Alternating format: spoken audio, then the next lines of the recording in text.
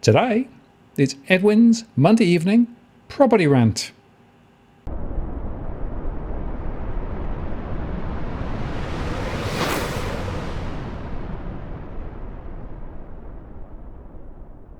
Hello again, it's Martin North from Digital Finance Analytics, our latest post covering finance and property news. Can you believe it? It's yet another Monday, and so yet another Edwin has arrived. Hello, Edwin. How are you going? Yeah, this is the cozy bear Edwin.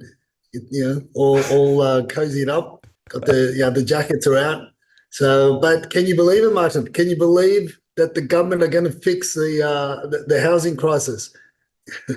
Yeah, Yeah, so we pay attention. I think they're going to do it by clicking their fingers. Is that right? And I think so. I think the majority of the population believe that, or was it the fact that the majority of the population believe that we should put a pause to the current immigration policy until we actually start putting shovel to the ground. But have you talked about shovel to the ground? Have you noticed the fact that some of the mainstream media are using our terminology now as well? Since we've been talking about putting shovel to the ground now, I see some of the mainstream commentators and reporters are using the same terminology, which is where it all comes to. I mean, you coined the phrase announceables, and that's what it's all been. So it's what we've always said. Until we actually see those excavators out there digging, nothing's going to happen. Nothing really going to happen. It's all announceables. It's all this. Look over here. It's all smoke and mirrors. Distractions by attending different rallies and making people cry, I guess. All sorts of things. Who knows? We're due for another. We're due for another pandemic. That's all I can say. We're due for another pandemic and another variant, a horse flu variant or some shit like that. Well, absolutely. I mean, it is pretty wacky, and of course, we've been ahead of the curve on a lot of these developments, which is good. So people who've been following us will be very familiar with the issues. But of course, now we've got things like, the councils.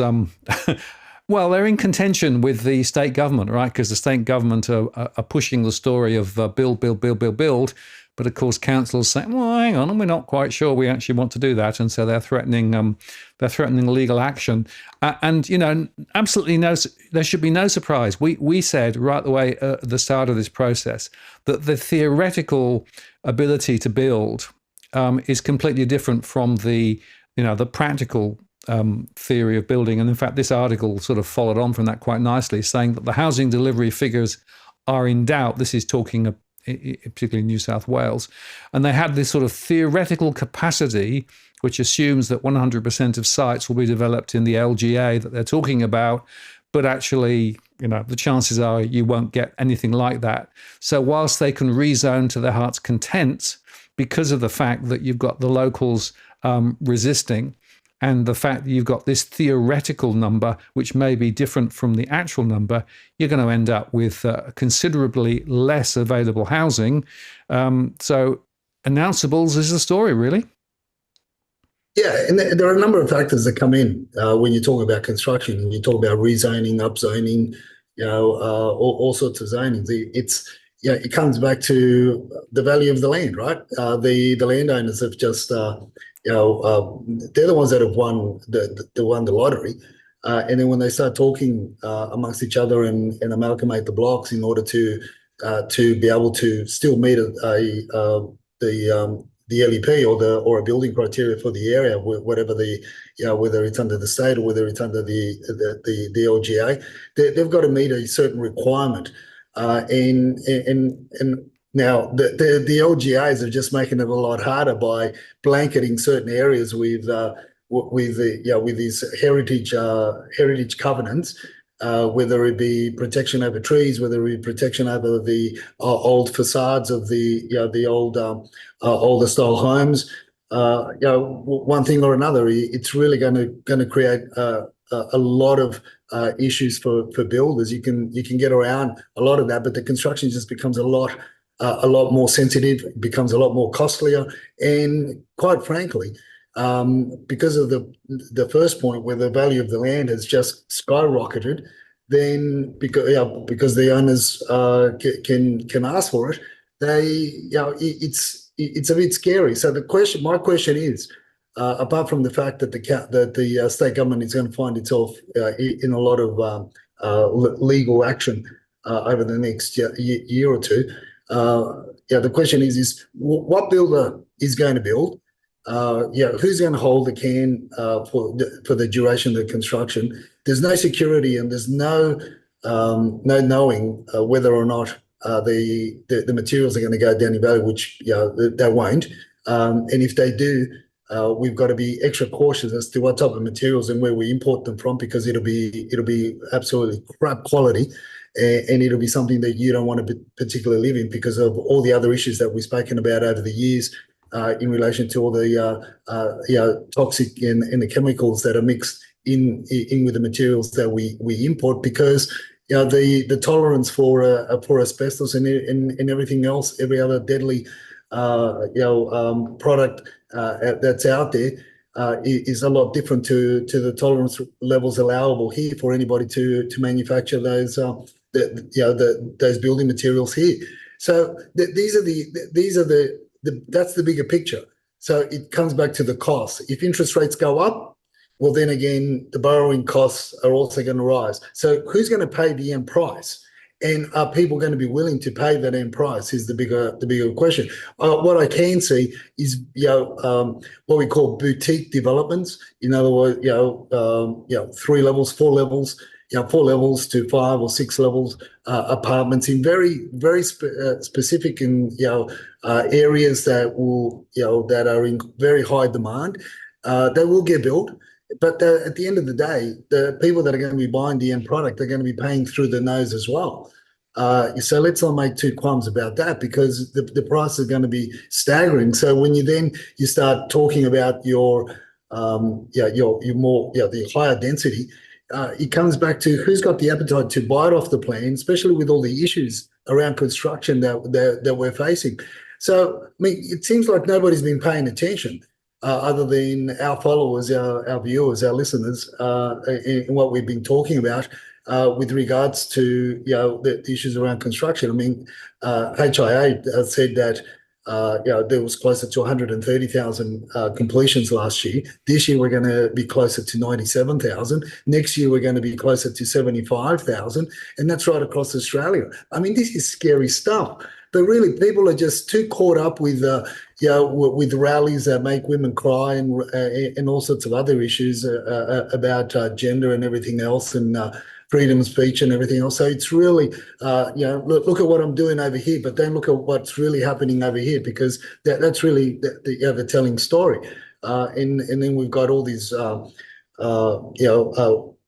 issues that the government are just sidestepping the main issues on, and pretty soon we're going to have the budget. So the interesting point about the budget that I see is going to be, how much money is going to be flogged off to the construction buddies or the construction sector, because they need to. And let's not forget that we also broke the story, late last year, early this year, about the developers sitting on the sideline. They're waiting. They know that the government has to put their hand in their pocket, which is really our pockets, the taxpayers' pockets, in order to pay for the development of these the homes that are so badly needed, or these properties that are so badly needed. Yeah, absolutely. Well, it's clear to me that the developers are hanging on. And it is just worth underscoring one thing, Edwin, isn't it? That there's a big difference between building approvals and completions, right? This is actually a post you put up earlier on. Don't worry about the approvals. Let's count the completions, because it is taking longer and longer and longer for property to be actually completed and delivered. Now, that's partly because of the lack of labor, as we've discussed previously, and also the fact that builders are going under and falling like flies. So the whole industry is pretty sick. And in that context, you're going to expect something in the budget to help the building sector yet again. And it's just worth reflecting, of course, that you mentioned the interest rate situation.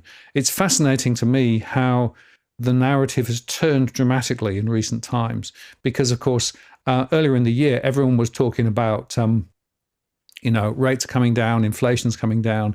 But whether you look at the OECD, who actually this quite recently said that actually it's looking as though interest rates may need to stay high for longer. The latest economic outlook published last week assumes rate cuts this year, but it warns stubborn services inflation could require tighter monetary policy than had been previously assumed. And, just to give you a little bit of another angle on this, there was an article recently saying, well, actually, you need to curb migration if you're going to actually tackle inflation. Guess what? Migration is driving inflation higher, which is not necessarily what people, wanted to hear, but is a very important point. Economists are urging the federal government to tighten immigration rules to help bring inflation down. And then the rate rise worst is behind us, but they're saying, well, you could still see a few more rate rises and, lift rates or inflation stays higher for the next 2 years, according to other analysts. In fact, Jonathan Kearns, a former RBA official, said that rates should be closer to 5%. However, because of the RBA's emphasis on keeping the jobs market intact, it was unlikely to raise rates. And interestingly, the guy called Peter Tulip, who used to work at the RBA, is also talking now as 5%. And even HSBC is saying that the base case remains the RBA is more likely to deliver a rate cut, but the risk of a rate rise has increased, and that then has a significant sort of flow and impact. So wherever you look, this is a pretty big deal. And I just want to bring out 2 points, Edwin, at this point in the conversation. The first is, to what extent will the inflation decision by the RBA actually be politically driven rather than economically driven? Sort of Kearns hinted at that. I made a show actually quite recently talking our central bankers becoming political animals. In fact, Christopher Joy made an interesting comment in the AFR, arguing that both the Fed and the RBA are becoming more and more political, so they're more influenced by the context of the upcoming elections, et cetera, et cetera. And so they may not necessarily, do what you would expect them to do if they were looking at it purely from a monetary policy economic perspective. In other words, you can't take the politics out of the system. And I think that's a really, really important point ahead, of course, of the of the budget, right? Which we know will be giving support to those around HEX. They're talking potentially also of possibly supporting the power prices again by providing more support for the power sector. And you got to ask the question, how much of this is really politically just trying to get to the next election versus actually tackling the inflation problem? Because actually what we've actually got at the moment is you've got, the RBA concerned about the sticky inflation. It's sort of knocking around much higher than you expected to be and is likely to continue. But you've got the government who is essentially doing things which is actually inflationary. And despite the fact they claim it's not, it is. And so when you support, as this, for example, this article says, the budget ponders second round of power bill relief. Well, that helps in the short term, but when that relief goes away, what you're actually doing is just stoking more inflation for later. So you've actually got this political contention, and we got to come back to the realization most of the conversations and most of the decisions at the moment are politically driven rather than anything else. But then again, man, how long have I been saying on the show that the RBA and politics are not there's no division between the two anymore, and has been since 2020.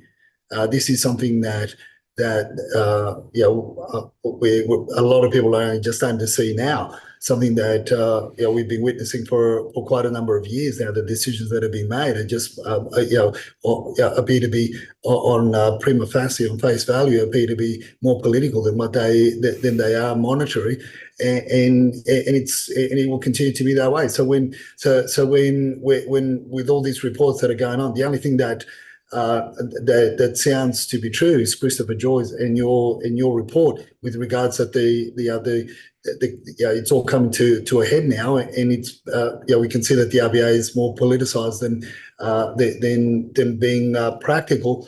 in solving the monetary issues that we're facing. So, that's the first thing. With regards to, then you've got the budget, where the government's going to dish out money here, dish out money there, and basically keep on printing in order to keep the people that don't want to vote, that don't want to get as voters for the next election.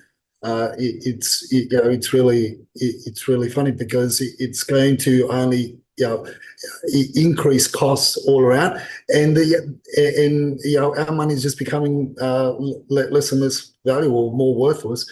I think we're at 66 cents in the dollar now for the US in comparison. But then we've got issues like, we've got the issues around the state issues that compound with what the federal governments are doing, and you've got there's going to be a monetary relief for renters in Queensland. I know how much they're going to dish out to those that are facing a rental crisis, or there's going to be rental relief. I just read something briefly over the weekend with regards to that. Then we've got what the WeChat Charters are saying down in what's happening to their investment properties in Melbourne, where it's costing them now upwards of $3,000 to replace the stoves because of the no more gas policy, as I call it. The no more gas policy. Once your gas appliance breaks down, you're not allowed to. You can't replace it with a new gas appliance. It's got to be converted to electric. So the electric stoves, the induction electric stoves, are costing them upwards of $3,000 to be installed. Then you've got the heating units that's costing them upwards of $7,000. And who pays for that much? Who pays for that? It's not the Premier. It's not the politicians that pay for those changeovers, or it's really the ones that pay for it, when you start really drilling down, are the tenants, because the landlords will increase the rent sooner than later after the fixed term leases. The rents will be increased in order to compensate for those costs. So it's these policies that are driving the cost of living through the roof, and it's getting worse. And the ones that and the people that want to have a go at providing accommodation and that are just driven out. And again, we go back to, then it's that vicious circle. Investors get driven out of the market due to taxes and duties and everything else, and these draconian policies. And yet, where the migration policy continues to, the politicians continue to run around like this, around in circles, saying, nothing, saying nothing, or hearing nothing, or wanting to do nothing with regards to the current migration policy. So it's a vicious circle, and it's one that we just can't see that we're going to get out anytime soon. And even if we did, it's going to take years before things are fixed. If there was a stop right now, but we know that there won't be. And I don't think that the opposition are in a better position, or have detailed or have outlined what they will or won't do with regards to their immigration policy. So that's why I keep on saying, who's running the country?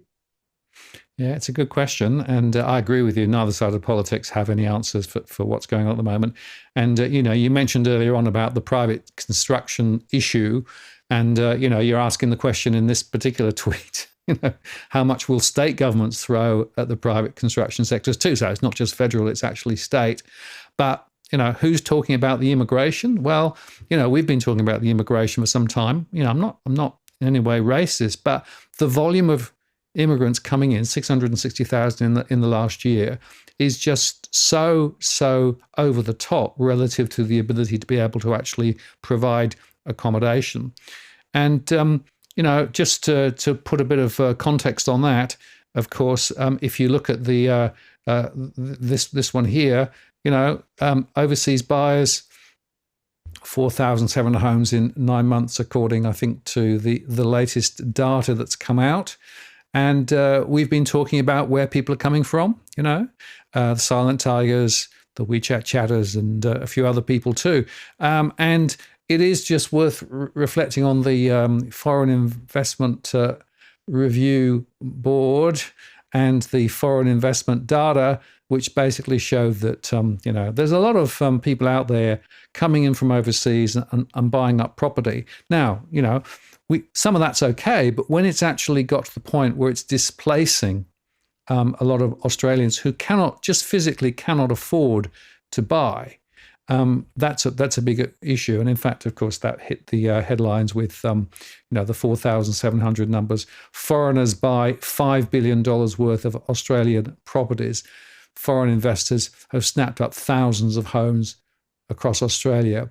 Residential purchases by international buyers reaching 5.3 billion in just 9 months. Sydney was identified as the perfect place for overseas buyers to park their money. And it's worth just highlighting the different amounts from different areas. Guess who's at the top of the list? China, with $2.5 billion from home buyers. Well, that's the thing, Martin, and this is what we've been saying all along. This is what we've been watching. Over the years, we've been watching, and I've been watching over the last decade and a half how Sydney. The Sydney demographics and how it's slowly been polarised, and more so over the last 10 years, and it's really ramped up in the last three or so years. How the certain cultures, certain ethnic communities have been polarised and have been driving the market in different areas, and how that's been affecting the Sydney property landscape. I mean, we've been talking also about over the years how the WeChat chatters have been influencing the market, and going back to that post, with the 4,700 homes in 9 months, $5.3 billion been bought by overseas investors, and that stock check sort of breaks it down a little bit more, and she said, puts it on there that 4,700 homes across Australia were bought by foreign investors in the first 3 financial quarters of 2023. 1,955 homes valued at 2.5 billion were bought by Chinese investors. Now, these are investors, and emphasis on the word investors. That's not your PR holders. That's not your second generation WeChat chatterers. These are the investors. Then you got buyers from Hong Kong paid approximately 300 million for 400 of them. Buyers from Vietnam bought 259 homes, and we said that was the next demographic that was going to grow. That was the next. They're the new kids on the block. They're the people that we refer to as the new kids on the block, because as we shared early last year, how Vietnam was entering in the golden era, like their golden era, like China did, because the Chinese, the Americans, Japanese, and many other countries are investing heavily in the Vietnamese market, and a lot of people are becoming rich overnight, and that's why we call it the new money. And that's why I call it the new kids on the block, because they're eyeing out Australia. The majority don't want to go to America. They don't want to go anywhere else. And the closest place to come to is Australia. So we're going to hear a lot more about the new kids on the block, the Vietnamese contingency, and how they're going to be influencing our markets. Then you got obviously Taiwanese purchases bought 272. Now, in that report that Channel 7 put out, that other buyer's agent also talks about, and talks about the other contingency that's becoming very strong and are becoming a lot more prevalent, are the silent tigers, which is the wealth that's coming over from India. And again, I reiterate that by saying that India has the property market in India has absolutely skyrocketed in price, and a lot of the local Indians second generation Indians don't want to go back to India. They don't want to go to India to, as far as they're concerned, Australia is their home, and they just want to, and they're the ones that are fighting in certain parts of Sydney, in the northwest region. They're fighting out. They're going toe to toe with the WeChat chatterers, and in parts of Sydney, in your western region of Sydney, where the investors want to go in, want to move in, and also around your Blacktown LGA, Parramatta and Blacktown LGA, where there's they're chasing investments. The local WeChat chatterers are going toe to toe with your silent tigers because that they've got the money to do so, and this is where they want to park the money because they don't want to invest in retail or Chinese takeaway shops or your typical investments that the parents made because it's we're talking about professionals now. We're not talking about your blue collar workers. We're talking about your white collar workers, your professionals that are more educated and they don't want to and they hold positions in banking institutions, in finance institutions, in medical hospitals, in medicine, in you name it, law firms and the like. And so they're not interested in running takeaway shops or milk bars or corner shops. They want to get involved with property because it's a safe bet and nothing's been built. So we go back to where we started. We go back to who's building, who wants to build. It's not about the approvals; it's about the completions. And for the next, God knows how many years, those numbers are going to be very low. So property, residential property, becomes very, very attractive. The unfortunate thing, is that the first home buyers, the Aussie first home buyers, are the ones that got thrown in under the bus, and they got thrown in under the bus years ago.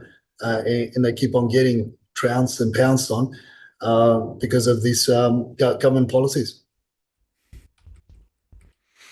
Yeah, and it's interesting, Edwin, that you're talking about that because I was fascinated. I don't know whether you saw this, but over the weekend there was a very interesting article, and it was on the ABC, but it was talking about, and I should make a post about it, bankers who are actually under pressure because of the margin compression they've got, are trying to look to ease mortgage lending rules to try and make it easier to borrow to get into the market. Now, I think that's an astonishing observation based on what we're seeing at the moment. And it's worth just understanding that if you look at all the data, what you can see quite clearly is that incomes have not grown anything like as fast as home prices. So if you want to try as a first-time buyer to buy in, then you've got to mortgage yourself very, very hard to be able to get in, or you get help from the bank of mum and dad or other sources. So the economic reality for many people is that they cannot afford to get in. Banks, of course, are there to try and lend as much as they can. So they're talking their own book and trying to ease the lending rules, despite the fact that most of those in the areas of trying to help people who are in debt, the debt crisis centres and those sorts of people are all saying, we've never had it as severe as we've got at the moment. We've never seen so many people get into difficulty as we've got at the moment. And a lot of people have no help available because the banks can move to a certain degree and can extend and pretend and refinance and those things. But there's a point where the only way out is to actually sell the property. And yet bankers are saying, well, we just want to reduce the lending standards so we can borrow some more and lend some more. And just on that, I'll briefly mention the latest stress data. So the latest stress data shows that rental stress continues to rise, but also mortgage stress is now up again. It's more than half of the borrowing households are actually in difficulty. So in the environment we're actually facing at the moment, with all of the pressures, we've got bankers who are actually I'm talking about this. And by the way, just a bit of a sort of a warning, tomorrow my live show will be going into detail on mortgage stress because there's such a lot to talk about on this particular issue. But to my mind, solving it by just making it easier to borrow in the current environment with high interest rates and everything else is a fool's errand. Yeah, look, we go back to our post from about 2 years ago where from the mainland China chatterers, we were talking about how the lending policies there that the banks were being pushed to the point where you could get your girlfriend, your boyfriend, and then friends, and I was calling for pets, your little friends and pets to also be a part of the mortgage documents in order to pay the bills. I mean, those little bastards. Are more TikTok influencers, and you can get them on Instagram, and they can make a fortune. I haven't got Dusty and Evan on Instagram or TikTok yet, but I should. They make a fortune. So I guess the whole thing, all jokes aside, this whole lending policy and this whole the banks putting pressure is because they need to lend the money. They need to lend money, and we also. A month or so ago, or just over a month ago, we started talking about the stories around how they want to bring in. They were looking at our American counterparts, American cousins, how syndicates, call them groups of people. We're buying investment properties. I mean, you can do it, but it's very difficult to do so, and it's a legal nightmare. Should anything go pear-shaped moving forward. I mean, we're talking about organising partnerships in order to buy property, but it all goes back to I'm not a mortgage broker by any means, and I'm not giving a mortgage advice here, but it's even difficult for couples. Partners, lifelong partners, to borrow money in the way that their incomes are assessed in order to borrow money.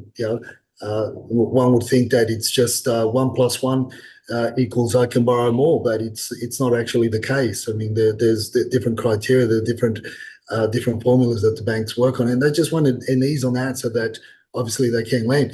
And as you said, Martin, it's not. We go back to that's just a band-aid solution to keep on kicking the can further down the road and making it harder for the locals to really get into the property market. It's not making it easier.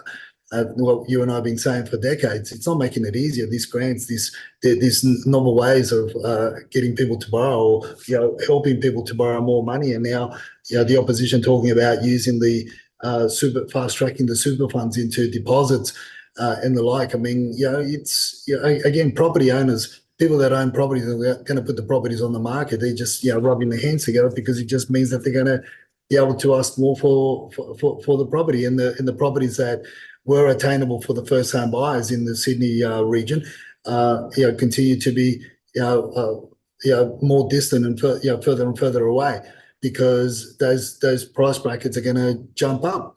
As I've said in previous posts, and also on X, as I said, very soon there's not going to be a suburb in Sydney, in the Sydney region, according to Domain. We will not have a suburb in Sydney that won't have a freestanding home valued less than $1 million, and we're getting very close to it. And all this, and that's all that these government handouts, and that's what I call them, government handouts, have created. And it's really making it harder for the first home buyers to jump in. And a lot of people say, oh yeah, but you can go into apartments. You can say you're journeying an apartment. Well, give me there's 57% of apartment complexes that have been built in the last 15 years are riddled with issues. And I think it's closer to 36 or 37% that are pretty much close to becoming condemned. So I mean, it's when you start talking about the great Aussie dream of owning okay, back in the day it was a 1/4 acre block, but now we're talking about a 360, 340 square meter block of land, or a 400 square meter block of land with a house, with an average house on it, is already costing you a mozza. I mean, it's no longer a dream. It's to many it's a current nightmare. and to most, it's something that they just it's very distant. So yeah, we're not getting any closer to solving the issue if we don't put we don't put a pause stop on the immigration policy, because that's what it comes back to. That is the root of the problem, and then we can start talking about supply, as well, and then we can start talking about rezoning and upzoning and every other zoning. But until all those issues are put on the table, we're just going to talk in circles. And all we see that's getting done is more money's being created or used up for different think tanks and different groups, different government think tanks that have been created, and that's where the money goes, and very little of it goes to actually solving the problem.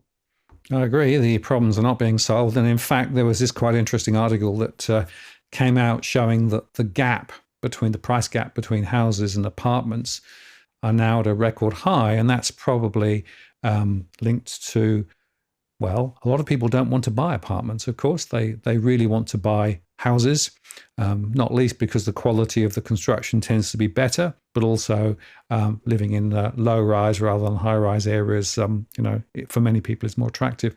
So it's harder and harder and harder for people to buy in. And if you're buying into the unit market, as we've said on many occasions before, Edwin, you're not really sure what you're buying into, because a lot of particularly newer constructed apartments are actually poorly constructed. So this is a huge issue, and therefore the smaller proportion of properties that are available that are houses in good locations are actually continuing to track higher, with of course more people looking to buy. And another interesting observation that you've actually highlighted is what the WeChat chatters are saying, because of course there was a sort of attempt, wasn't there, to try and actually fix the visa problem. I fix in inverted commas, but they have a way. Yeah, look, this is the thing. When we talk about, or people, when you read, about the student migrants and the student visas, overseas students. I mean, we mainly think about university students, tertiary education students, right? That's the first thing that comes to mind, and I'm sure many of our followers and viewers. I mean, that's what would come to my mind as well. Is the tertiary education, the students and how much money the university is getting. But this is something that's been talked about, obviously, in the local WeChat groups, and this is something that they've been talking about, the ways of getting money into Australia, and how they want to achieve that, and how many obviously, and if the groups that Dusty and Evan are monitoring are talking about it, you can be rest assured that there's a hell of a lot. There's tens of thousands more people talking about it than the groups that they monitor, and it all comes back to the student guardian visa, subclass 590, and this is fascinating, Martin, because there's been a lot of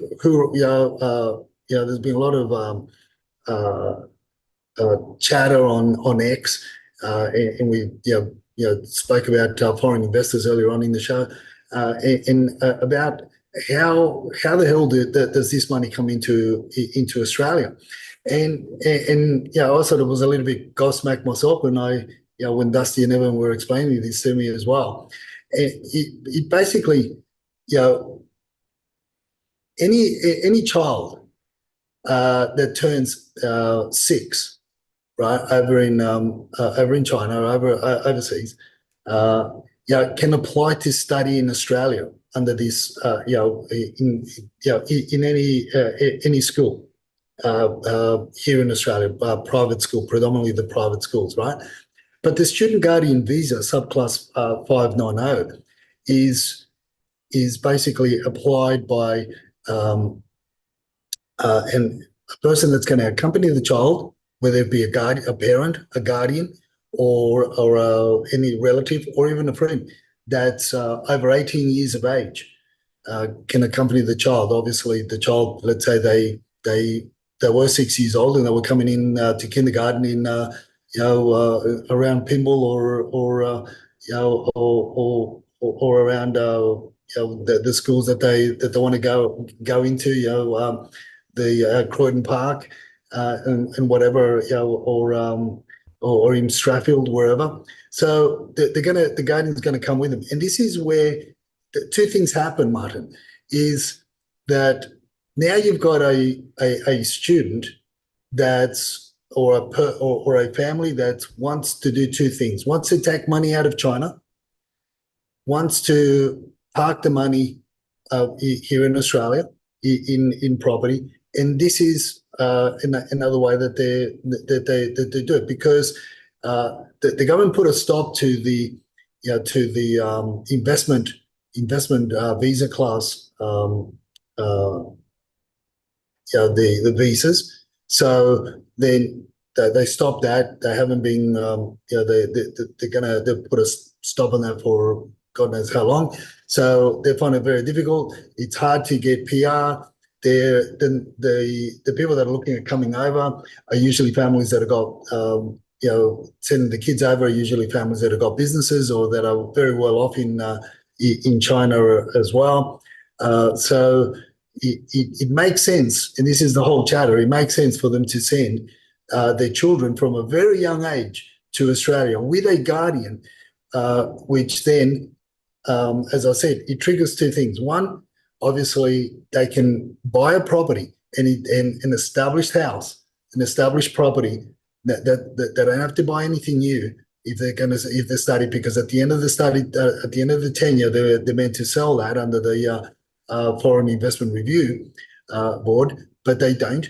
And there are a lot of other issues around that. And there are a lot of ways to circumvent that as well. But can you imagine the amount of people that are going to be basically sending their primary school children over to study here in Australia is only going to increase. The guardians are going to come over with more money, and the Chinese government are also going to, obviously, they allow these, in order to maintain the lifestyle here, they allow the families to take more than the usual amount of money out of the country in order to look after the kids, and obviously they take advantage of that scenario. So it all goes back into the properties here in Australia. So I was really fascinated by the chatter, and they say you learn something new every day. And I thought that the majority of the student visas were centred and fixed on the tertiary education in university, but lo and behold, a lot of it is also comes in by way of infants, primary school kids, high school kids. And this guardian visa, and this is one way that they're looking to, obviously, to navigate through the loopholes to bring more money in to buy property. I was just gobsmacked, fascinated by the whole chatter. Yeah, and I think for me the most interesting observation is that 6 years old and over, but also the fact that the Chinese government allows more money to come out of China to support that whole process. So it is actually another way to get round some of the barriers that have been put up, to try and dial back. But, there's a lot of creativity out there, isn't there? Oh, look, there is. Look, unfortunately, in Dusty and Evan don't cut it to become guardians, right? So they can speak the Cantonese and Mandarin, but they just don't cut it to become guardians. They're too young, based on their age. So we don't qualify. That was the downside. I have to wait another year. Yeah. But It's interesting, but it's more money. It's more money coming in. But again, Martin, this is outside of all the other money that we've been saying for a long time that's already parked in other parts of the world. And another point that was raised in that report from Channel 7 and what led on from that, with how many properties the foreign investors have bought, is the fact that a lot of that money of late has been coming in from Singapore. But this is what the WeChat Charter has told us anyway, that the money was going from mainland China to Hong Kong, parked in Hong Kong for a while. Then from Hong Kong, last year many went there to then funnel it over to Singapore, the most recent ones, and then from Singapore now it's making its way here. But again, the other group that was starting to take center stage were the silent tigers, the wealth that's there. And let's face it, there aren't a lot of obstacles for people, for the wealthy in India, to take money out of India. And this is where people have got to realise that we're only a population of 26 million. There's only 8,000 or so homes on the property market in Sydney. You've got billions of people across both China and India and everywhere else, and you only need a quarter of a percent to focus on Australia, predominantly the eastern capital cities of the state, the eastern states, and you've got a crisis on your hands because the supply isn't there, and we just opened the doors for more of our established homes. And again, I'm talking about established homes being bought by foreign interests.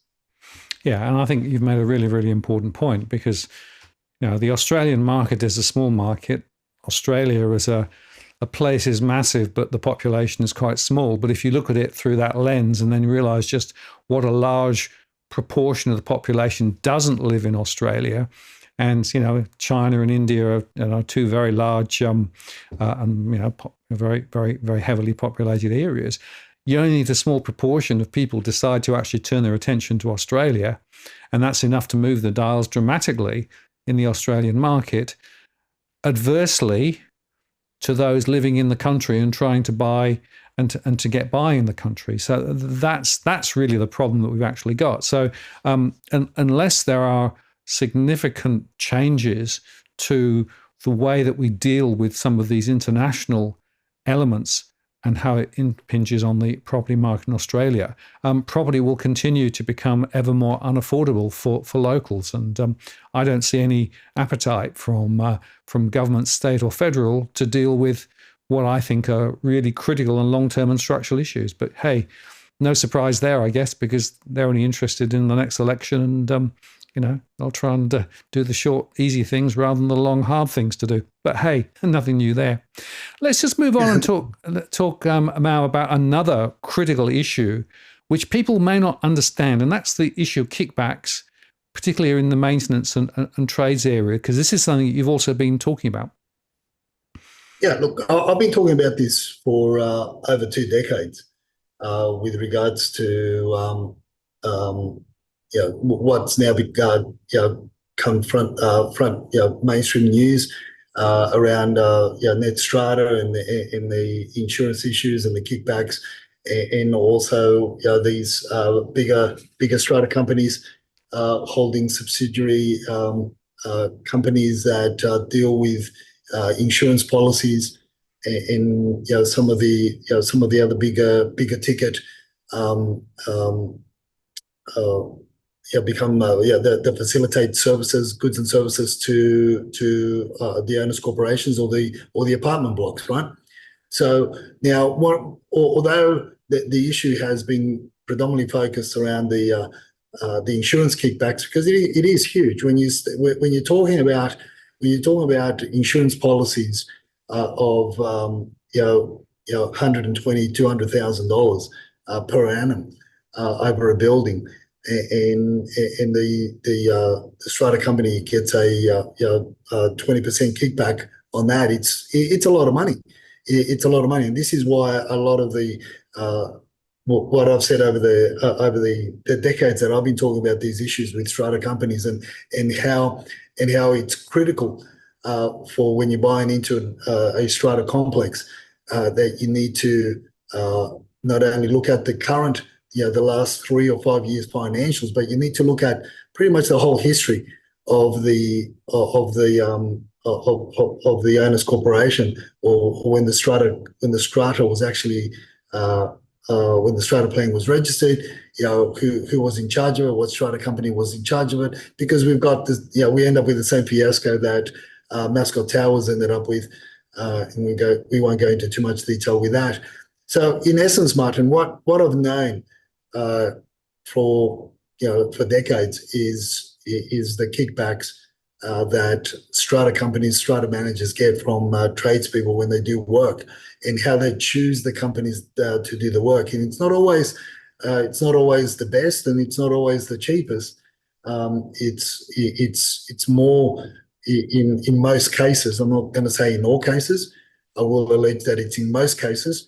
There's anywhere between 5 and 10% kickback goes back to the strata manager, or by way of the strata company that manages the complex. So if you live in a strata, if you live in a unit complex, an apartment block, you should really be involved in the owners corporation, and go and attend the AGMs, and ask for the contractors contracts that they have, in order to, the maintenance people, the electricians, the plumbers, and everybody else, the gardeners, the cleaning companies, and ask for them, and look at the quotes. I mean, by rights, they should be companies should be tendering for these jobs, but they don't, because they've got mates, or they come up with bogus quotes from other companies that don't even exist. But that's the game, Martin. That's a game, and the old there's a saying in the industry that you don't make money. Strata companies don't make money. The money isn't made by the strata fees that are being charged, by what you see as your strata fees, your management fees. That's not how the strata companies make money. They make money out of the goods and services that are provided by contractors, or in this case by insurance companies. That's how they make real money, and that's where the real value of a strata role is, as into how much they get on. Because when you look at a strata, if you're going to buy a strata role, when you look at the strata role in essence, in what's documented in black and white, it doesn't make sense to pay so much money for a strata role, because you look at it and you sort of say, shit, I'm gonna pay $1 million for a business that's not bringing in, that's going to put me in the red. But that's not the point. The point is, how much more money are you getting on the side from all these other goods and services? And that's a real story. That's a story that needs to be reviewed. I've shared in the past a lot of this with on LinkedIn, on Domain, on Property Observer. When Jennifer Duke was writing a lot of property news and articles. I've shared a lot with in the past, but it's interesting how it's all coming to a head now. Absolutely, and I think it's a really important point that the official finances and the true finances could well be quite different. But of course, often the people who actually are living in those units, or the investors who own them, are actually being disadvantaged by some of those commercial arrangements that are actually not disclosed. And as you say, you've got to get involved, because if you don't get involved, you could well be taken to the cleaners. Let's just move on finally to talk about the numbers. I mean, we're in the sort of the depths now of moving towards winter and slowing markets. So maybe no surprise that not a lot's happening with the numbers. But in Sydney, On the 29th, we had 16,232 and jumped forward to the next week, the 6th of May, 16,208. So a small fall. And if you compare that with the trend from last year, well, actually, there are slightly more listings now compared with last year. So I'm not sure whether this is significant. What do you think, Edwin? No, look, at the moment there's that change. It's about 400 and something more properties on the market now than same time last year. I'm going to wait another month to see how it trends. Obviously, next week's figures from last year even dropped a bit more. We'll see what happens, but I'm not. But what nullifies that altogether is the demand and the appetite that's on the ground. And I've seen some dreadful properties with the most minimalistic sets of building reports that show absolutely nothing. Just go for some incredible prices because people are desperate out there, Martin, and I'm seeing more of what we were talking about last year as well, where a lot of investors that just don't. They can't maintain the properties. They just want to get rid of it. It's a good time to get rid of it now because of the high demand, and they're absolute. In some areas they're absolute dogs. And the saddest thing that I witnessed on the weekend was two young couples buy properties in different parts of Sydney that I would not be touching with a 10-foot pole, and because of the ongoing issues. But they're desperate, and it just seemed to be, they appeared to be the cheapest properties on the market for that, for that area, and for wanting to live close to family and for work situation, whatever the reason may have been. They just, I was just. You just get taken aback, and it's good to see that it was a local first-time buyer that bought it on the one hand, but it was heartbreaking just knowing how much they're going to be spending over the next 6 to 12 months just to get to rectify the issues, if they were made aware of the issues, that the inherent issues of the property. Some of them were just. You just couldn't hide them, but a lot of it was obviously in the subfloor areas and in the roof cavity area where unless the building inspector that they relied on, the building report that they relied on, unless they brought those to light, they're going to have some bad, nasty surprises down the track. Yeah, and interesting, Edwin, because we were talking, I think, last time about the importance of doing your own due diligence and getting your own reports and things. I had a couple of people come to me afterwards by email saying, yeah, the trouble is that's extra cost. So when you're actually pushing the envelope as far as you can just to buy anything, right? Another, $2,000 or $3,000 or whatever the cost is to get all the other due diligence pieces done puts the property out of reach again. So you're almost damned if you do and damned if you don't, right? Because if you don't do it and you go ahead and you rely on what the vendor survey, was saying, and you say, well, that must be all right then. And then later you find that you've actually got significant issues to fix up. What you're doing is you're pushing down the road some of those potential expenditures, but they're not gone.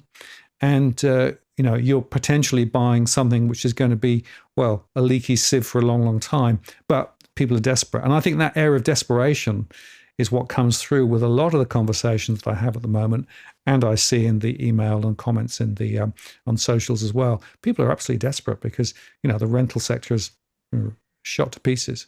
There isn't a lot else to do. So it is pretty scary. Let's just move into the Melbourne area just briefly on the numbers. And again, on the 29th, we had 27,865 and jumped forward a week to the 6th, and we had 27,575. So, not a lot going on. But again, the Melbourne-Sydney dialectic is worse than ever. And interestingly, I'm seeing a lot more reports now of property prices in Melbourne continue to slide. More people worrying about the property they've got there. Frankly, more worried about Victoria more generally with its high levels of government debt as well as everything else going on. So we're still seeing this migration away, aren't we? Yeah, and I think it'll continue to grow in spring.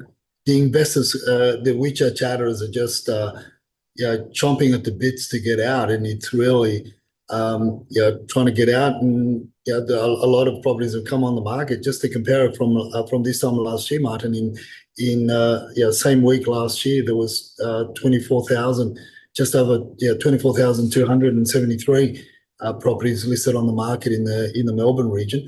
That's what more than 3,000 different, more than 3,200 or so.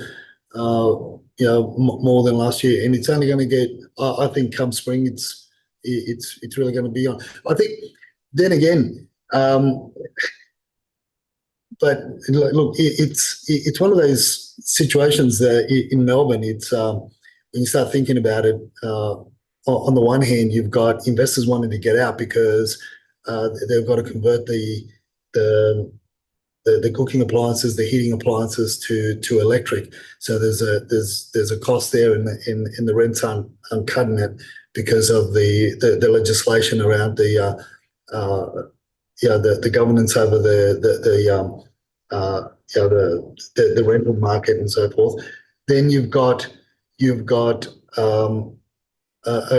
demographic that the way that they cook, or their traditional cooking methods are with gas. So it's really, there's so many things hitting the Melbourne market. It's a conundrum when you start thinking about what could happen. Because people aren't going to choose. There are certain ethnic groups that whether the renters or whether they're looking at buying, they want to buy or rent homes that have got gas cooking facilities, and that's the majority of the migrants that are coming in as well. So it's going to be an interesting thing to see what happens there. But look, I think those numbers will continue to increase regardless. Come spring, they may drop down a little bit now, but they'll continue to increase nevertheless, because the migration and the focus is on New South Wales or Sydney. Absolutely. I think we're going to see that continuing. Just briefly turning to the Brisbane market, 3,272 last week compared with 3,265. So, still very tight there. And I've had a few people again highlight the fact that, for many people buying up in Queensland, it's still a nightmare. There's still a massive demand. Prices are still rising. And we're also seeing significant levels of rise in mortgage stress in Queensland as a result, because people are leveraging themselves out to try and get by.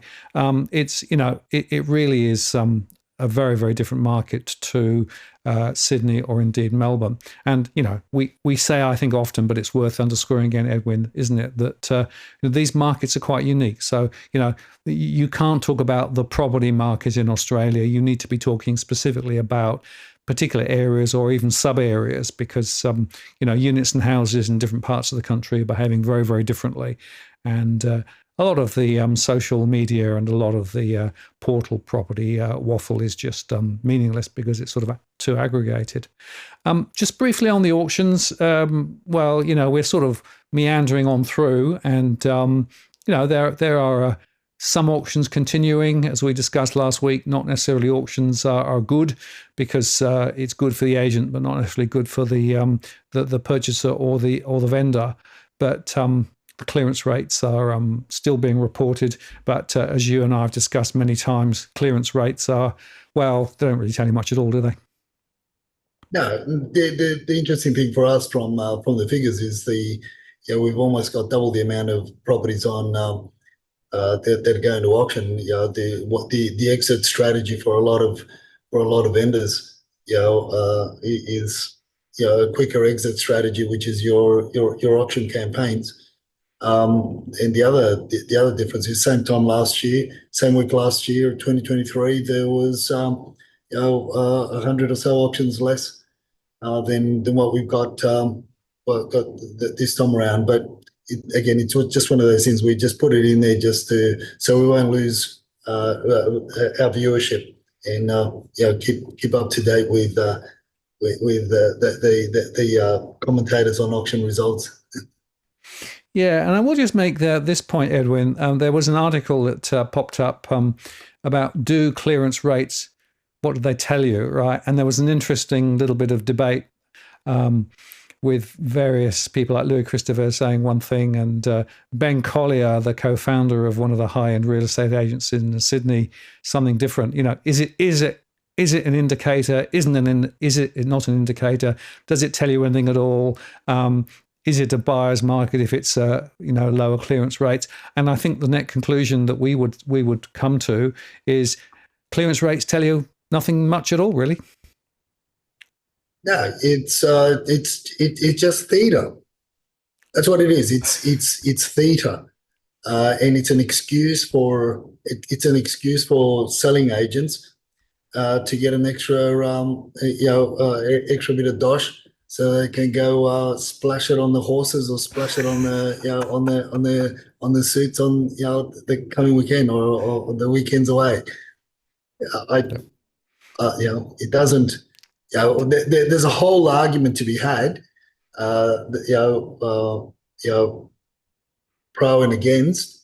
I'd love to have that argument. I'd love to have the debate, and I'd love to talk about it and discuss a lot of these things with our mate Tom, but he's too chicken to come on our show so far. The invitation's always open, Tom, if you fancy coming on. Let's just briefly close out with the rentals. So in Sydney last week, 9,997 and jumped to 10,536. So a slight rise in vacancies, although the overall vacancy rates are very low. And in Melbourne, 8,947 on the 29th compared with 9,207 this time around. So small rises, but in the scheme of things, not material rises. No, again, the thing that stands out is that we've got more listings on market in Melbourne. We've got less properties on market for sale in Melbourne, and we've got less properties for rent in Melbourne. So I go back to my thesis, my theory that getting rid of negative gearing in the short term may not be productive, does not give you the result that people would like to think, because if that was the case, I don't think we'd have this situation that we've got in Melbourne, because getting rid of negative gearing is like introducing other taxable inputs to investors in order to hold investment properties, right? So that's to me what it's showing. It's sometimes it's that's all what I see from it.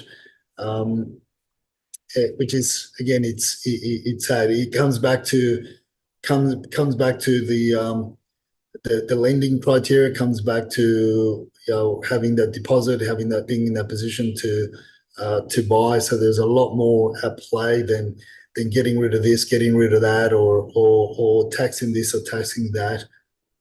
It's everything's got to be put into the mix in order to try and make some sense in creating a clear pathway to solving this housing crisis issue, whether it be by ownership or whether it be by rental. But whilst people are talking about different things here and there and everywhere, and it's not coming to a head, and looking at it piecemeal, it's just not putting a dent on what people are facing out there in the real world. Absolutely, I think that's right. And as we come to the end of the show, a brief tip from Edwin, which is about think about what skills you have or what you could acquire? Yeah, I think it's time that people, people, regardless of your age, just start thinking about, look at what's happening around the world. Look at what's happening, in your area of influence, in your workplace, and look at how, with AI and everything else in modern technology and everything else that's coming in the younger generation coming along for, if you're middle age in the workforce, I look at all areas from your IT to medical to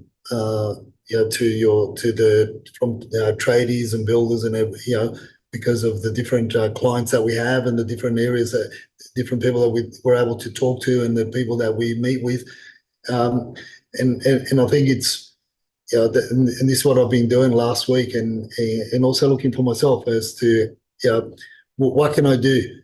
Now I was searching through different websites and different portals and from different people that I know.